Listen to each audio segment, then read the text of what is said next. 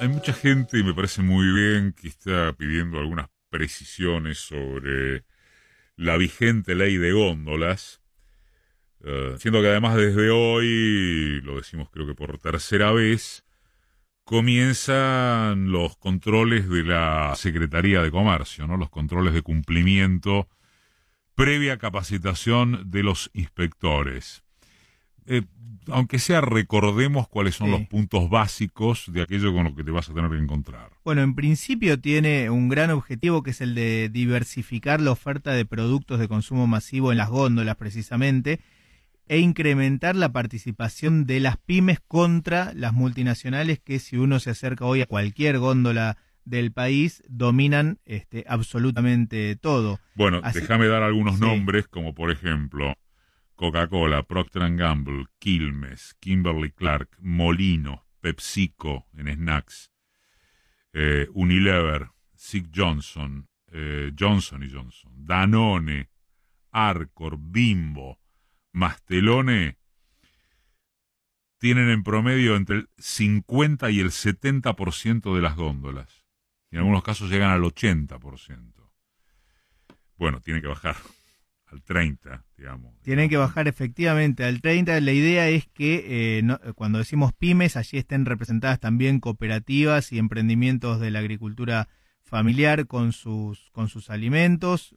Como vos decías, un máximo del 30% del espacio de venta físico o virtual para una categoría de producto o para un proveedor. No puede superar en ningún caso el 30%. Al menos 5 proveedores de distintos grupos empresarios en una misma góndola. Y eso tiene que estar muy bien identificado. Tiene que estar muy bien identificado, y que las micro y pequeñas empresas cuenten al menos con un 25% del espacio de venta por cada categoría de productos. Como vos decías, tiene que estar muy bien identificado, y este vendría a ser el eje central del el concepto de la ley de góndolas, ¿no? En esto el control, por supuesto, es clave.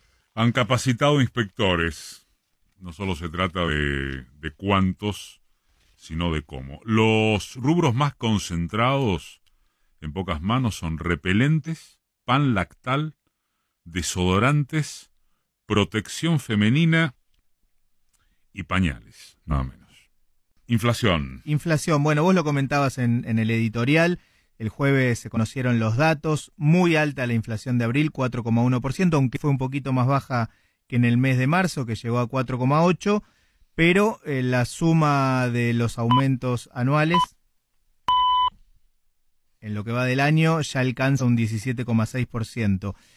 Según el informe... Recordemos, es más de la mitad ya de lo pautado para todo el año, que es 29. Así es, así es.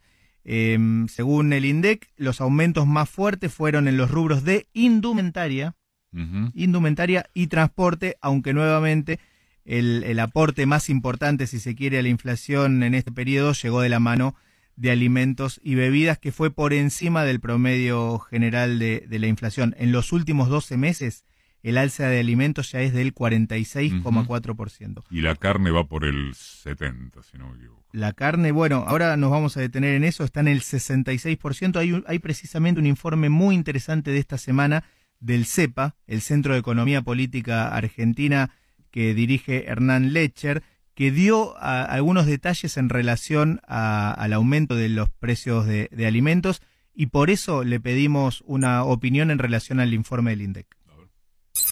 Los datos de inflación del mes de abril muestran que en el transcurso de este año, en los primeros 4 meses del 2021, los precios aumentaron 17,2%. Hasta el mes de marzo se habían incrementado casi como el 13%, y los salarios en promedio, también a marzo, daba 13,2%, es decir, habían salido hechos de alguna manera los salarios. Dicho de otro modo, abril tiene que tener también una variación en términos salariales en línea con la inflación, para que en los primeros 4 meses de este año no haya pérdida de poder adquisitivo. De todas formas, el deseo, el objetivo de recuperar salario se posterga o se sigue postergando, habida cuenta de que luego de la brutal caída de los 4 años de Macri y la recuperación de los primeros 3 meses del 2020, que finalmente la pandemia se comió, luego los salarios se mantuvieron en los guarismos similares a los de finales de 2019 y nunca lograron ganar poder adquisitivo. En lo que tiene que ver con la inflación de abril, los motores han sido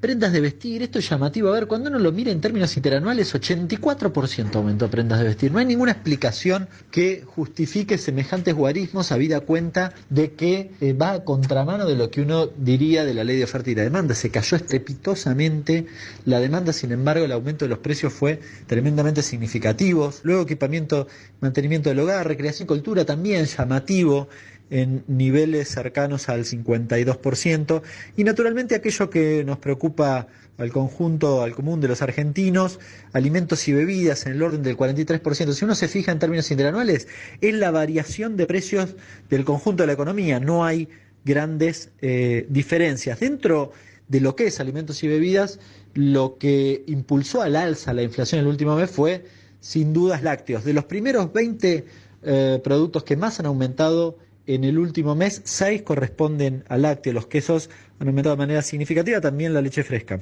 Esto habilita nuevamente a todas las discusiones relacionadas con la inflación. Está claro que los commodities afectan.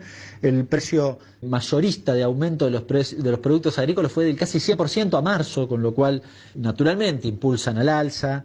En el caso de la carne, por ejemplo, además las exportaciones a China, que han impactado también, han convertido en alguna medida la carne en una especie de commodity, lo que no es, pero lo han convertido. Y yo creo que en todo este berenjenal el eje central reside en las avivadas, sobre todo el sector oligopólico alimenticio argentino, que en un contexto, como decía antes, de incipiente recuperación nominal, utiliza el mecanismo de precio para apropiarse de esa discusión del beneficio paritario, de lo que discutiste positivamente en la paritaria. El aumento de precios lo erosiona con mucha facilidad. Me parece que el eje principal está puesto en lograr la recuperación del poder adquisitivo, que por ahora se mantiene pendiente.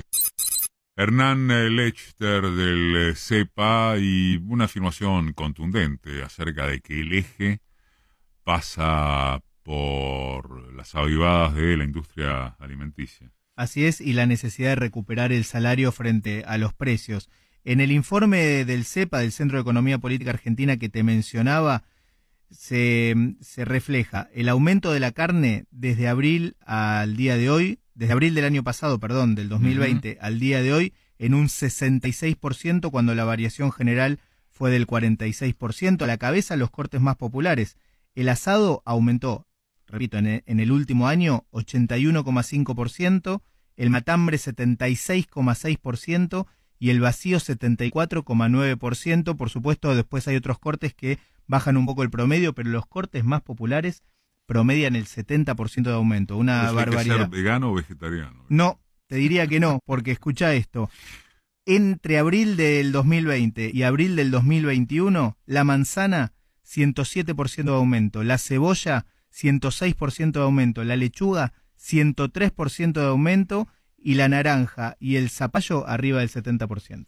Y atenti con lo que vaya a pasar en el impacto del próximo índice con aumento de tarifa de servicios públicos, aunque eso yo creo que ya relativamente están tripulándolo, y algunos otros productos de primera necesidad. Bueno, el pan va a aumentar en estas horas, a partir de hoy o a partir del lunes. Bueno, para el caso, estamos hablando de 1 kilo de pan a 200 mangos. Así es. Y las excusas son lo que... No te olvides de la nafta. Y la nafta, que también arrastra los precios, ¿no? Hoy aumenta 6%. Y las excusas son lo que no para de rodar a su vez.